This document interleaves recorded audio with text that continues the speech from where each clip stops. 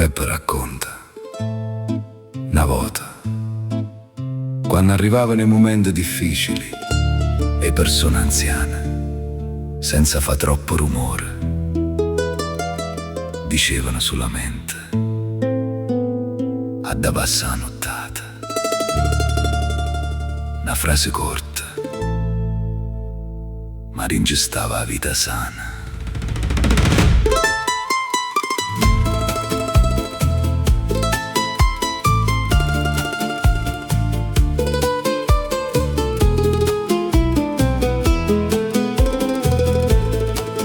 Quante sere senza dormire, cu pensieri appesi là, e a paura rinto cuore che non voglio parlare. Quanta gente ha camminato, qua fatica mia settimana, e nu poche speranze strette ancora rintoppane. A da passare nottata, come passo viente sera, dopo la pioggia torna il sole e pure la primavera. A da passare, pure che ste passerà, perché la vita non si ferma mai. Peppe racconta. Ricordo quando ero in casa, mancavano tante cose, ma non mancava la forza.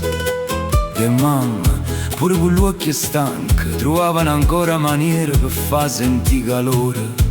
E allora capivi che la ricchezza non era solamente denaro.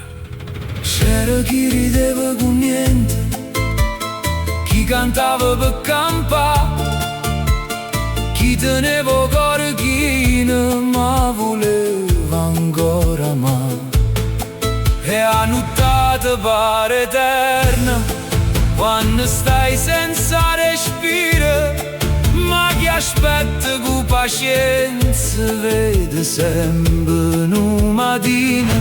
A da passare nottata, dicevano loro piano, come una carezza lenta appoggiata in da mano. A da passare, non ti perderà così,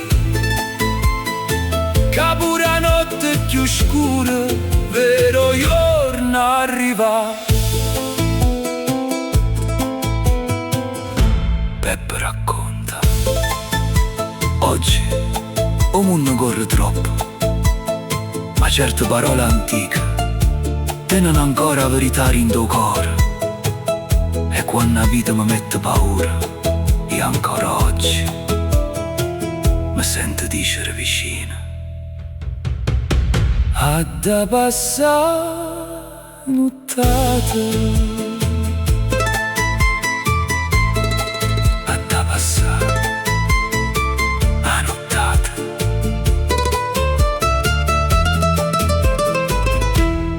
A da passare.